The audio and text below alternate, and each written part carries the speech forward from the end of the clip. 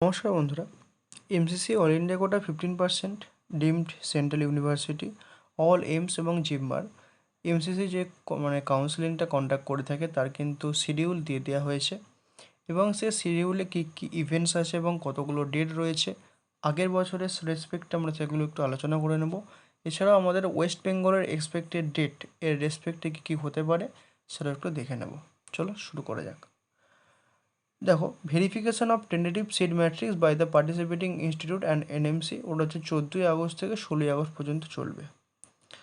আচ্ছা, তারপরে তোমাদের রেজিস্ট্রেশন করার সুযোগ দেওয়া হবে অল ইন্ডিয়ার খেলাটার ক্ষেত্রে, অর্থাৎ এমসিসির কাউন্সেলিংয়ের জন্য, যেটা অল ইন্ডিয়া কোটা কাউন্সেলিং তোমরা বলে থাকো, তার রেজিস্ট্রেশন কিন্তু শুরু হবে 14ই আগস্ট থেকে চলবে 21শে আগস্ট পর্যন্ত। ঠিক আছে, তারপরে চয়েস ফিলিং এবং চয়েস লকিং হবে 16 আগস্ট থেকে 20 আগস্ট পর্যন্ত। প্রসেসিং অফ সিট অ্যালটমেন্ট 21শে আগস্ট থেকে 22 আগস্ট পর্যন্ত। রেজাল্ট আসবে 23 আগস্ট। অল ইন্ডিয়া কোটার রিপোর্টিং হবে বা জয়েনিং হবে, মানে ইনস্টিটিউশনে গিয়ে রিপোর্টিং হবে, সেটা হচ্ছে 24 থেকে 29শে আগস্ট। টোটাল 6 দিন দেওয়া হয়েছে। তারপরে verification of join candidates data by institutes, sharing of data by MCC 30শে থেকে 31শে আগস্ট। অর্থাৎ অল ইন্ডিয়া কোটা জয়েনিং শেষ হচ্ছে 29শে আগস্ট। ঠিক আছে, এই হচ্ছে তোমাদের জয়েনিংয়ের জন্য সময় দেওয়া হয়েছে টোটাল 6 দিন। আর তোমাদের এটা হচ্ছে অল ইন্ডিয়া কোটার শিডিউল, অর্থাৎ যারা অল ইন্ডিয়া কোটার মাধ্যমে এইগু 15% কাউন্সেলিংয়ে পার্টিসিপেট করতে চাও, এইমসে পার্টিসিপেট করতে চাও, জিপমারে বা অন্যান্য সেন্ট্রাল ইনস্টিটিউটগুলোতে, তারা কিন্তু এটাকে ফলো করবে। তোমরা সময় মতো রেজিস্ট্রেশনটা করে নেবে এবং ডকুমেন্টসের লিস্টও থাকবে, সেগুলো কিন্তু তোমরা সুন্দর করে গুছিয়ে নেবে।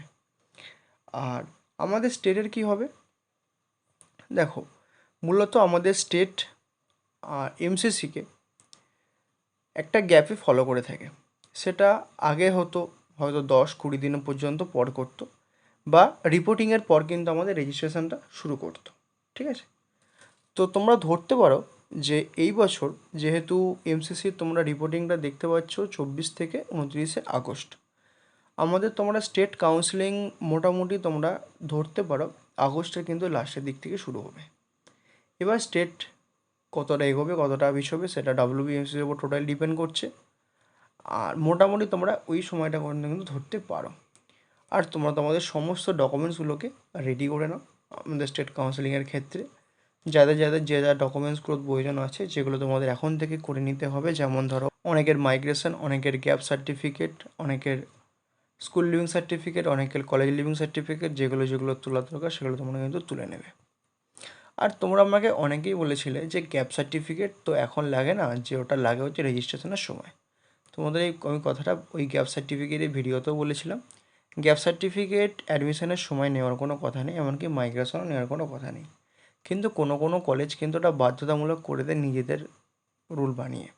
তখন কিন্তু তোমরা কাউন্সেলিং প্রসিডিওরে গিয়ে ওই অ্যাডমিশন প্রসেসে, মানে কলেজে যখন ভর্তি হতে যাবে তখন কিন্তু গিয়ে সমস্যায় পড়বে।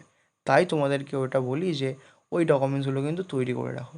দেখো, তোমাদেরকে একটা সময় করতেই হবে, তাহলে সেটা তোমরা আগেই করে রাখো। ওই জন্য তোমাদেরকে বলি, এটা কিন্তু ঘটেছে, ঘটনাগুলো ঘটেছে। আমরা কোনো কলেজের নাম নেব না পার্টিকুলারলি যে কোন কলেজে ঘটনাগুলো ঘটেছে, কিন্তু ঘটনাগুলো ঘটেছে। এমন একটা না দুটো না, তারও বেশি সংখ্যক কলেজ আছে যারা কিন্তু অ্যাডমিশনের সময়তেই মাইগ্রেশন সার্টিফিকেট চেয়ে নেয়, গ্যাপ সার্টিফিকেট চেয়ে নেয়। তাই তোমাদেরকে বলবো, তোমরা তোমাদের কাউন্সেলিং প্রসেস যেন ওই ব্যাপারগুলোর জন্য যেন কমপ্লেক্সিটির মধ্যে না পড়ে, তোমার ডকুমেন্টসগুলোকে ঠিকঠাক করে অ্যারেঞ্জ করতে থেকো। আর কাউন্সেলিং রিলেটেড সমস্ত আপডেট, সমস্ত নোটিফিকেশান যখন আসবে আমরা তোমাদেরকে ভিডিও থ্রুতে আমাদের চ্যানেলে জানিয়ে দেবো। তোমরা চ্যানেলটিকে ফলো করতে থেকো। আর তোমাদের কাউন্সেলিং রিলেটেড যে কোনো হেল্পের জন্য চ্যানেলটিকে ফলো করতে পারো। তোমাদের কোনো ডাউট থাকলে কাউন্সেলিং রিলেটেড বা কোন টপিকে ভিডিও বানালে সুবিধা হয় সেটা তোমরা কমেন্টে জানাতে পারো। সকলে সুস্থ থাকো, ভালো থাকো। ভিডিওটা এখানেই শেষ করলাম।